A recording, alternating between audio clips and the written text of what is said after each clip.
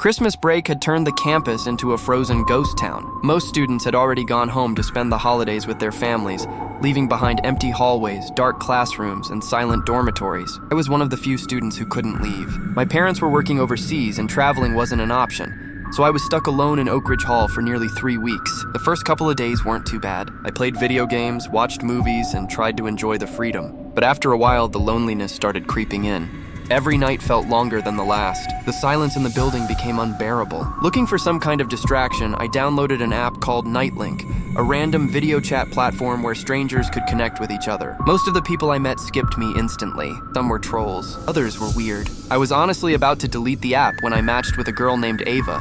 She appeared on my screen wearing a black hoodie and oversized headphones. Behind her was a cozy room filled with bookshelves and warm fairy lights. She smiled the moment our cameras connected. There was something calming about her. We started talking, and before I knew it, an hour had passed. We discussed college, movies, music, and how strange it felt spending Christmas away from family. She was funny, smart, and easy to talk to. For the first time in days, I didn't feel alone. The next night, she appeared again, and again the following night. Soon, talking to Ava became part of my routine. Every evening around 10 o'clock, I would open Nightlink and wait for her to connect. Sometimes we talked for hours. Other times, we simply sat there studying together in silence. It felt comfortable, familiar. Looking back, I realized that's exactly how she wanted it to feel. As the days passed, I began noticing little things that didn't seem right. Ava never looked away from the camera. She never checked her phone. She never got distracted by anything happening around her. Most people fidget or glance around while talking, but Ava stayed perfectly still. Her eyes remained locked on me the entire time. At first, I thought she was just unusually attentive. Then I noticed something even stranger. Whenever I asked personal questions about her life,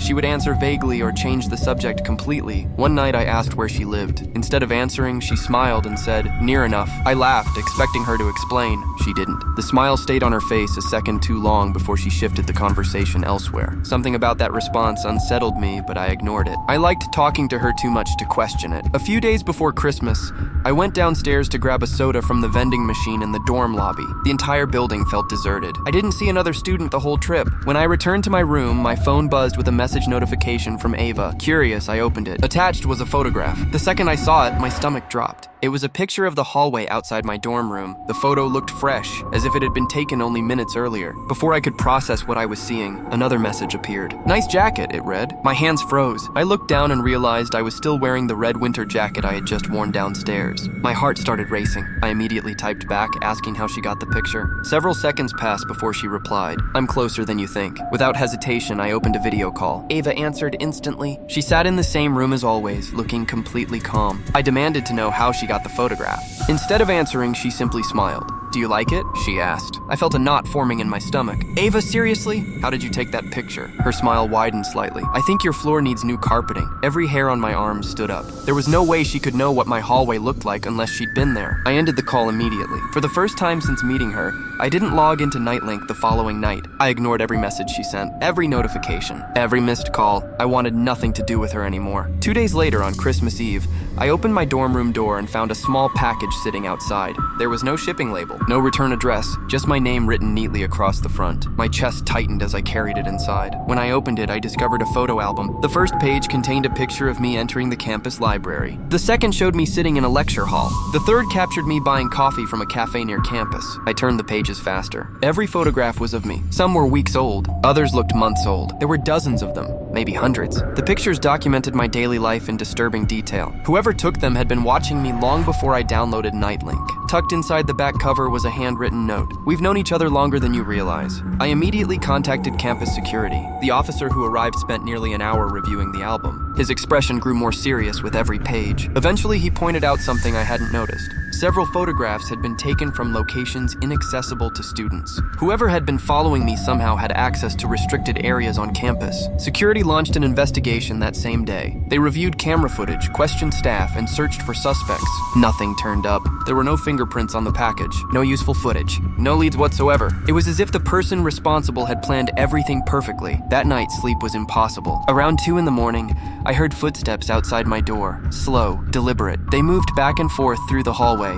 Every few seconds they would stop, then continue again. I sat frozen on my bed, listening. After several minutes, the footsteps stopped completely. Then came another sound, a scratching noise, like someone writing on paper. A few moments later, something slid underneath my door. I waited until I could no longer hear movement before approaching it. My hands shook as I picked up the paper. Written across it were 3 simple words. Wrong direction, Ryan.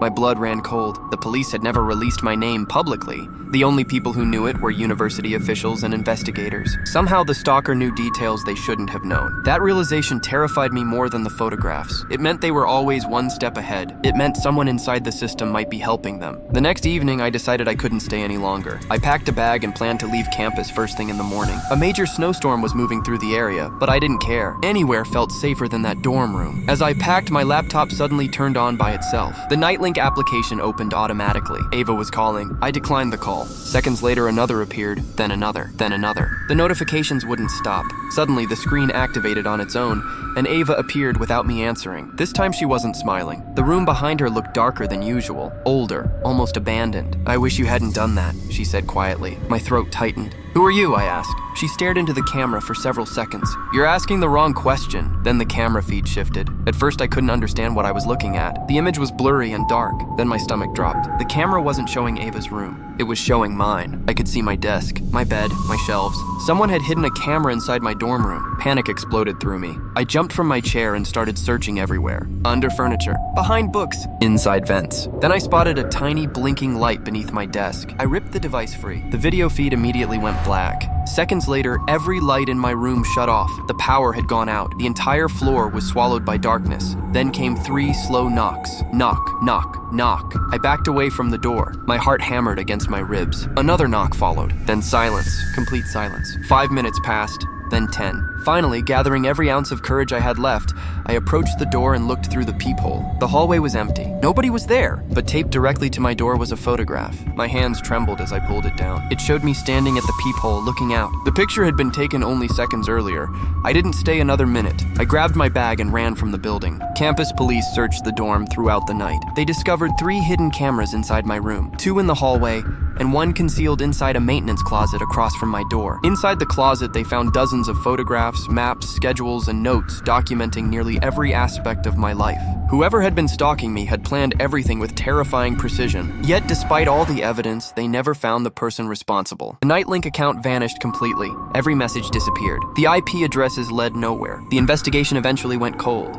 I transferred universities the following semester and moved hundreds of miles away. For a while, life returned to normal. The nightmares faded. The fear slowly disappeared. I convinced myself it was finally over. Then last month, nearly 2 years later, I received a Christmas card in the mail. There was no return address, no signature, just my name written neatly on the envelope. My hands shook as I opened it. Inside was a single photograph, a recent photograph. It had been taken through the window of my current apartment. On the back, written in perfectly neat handwriting, was a single sentence that instantly brought every fear rushing back.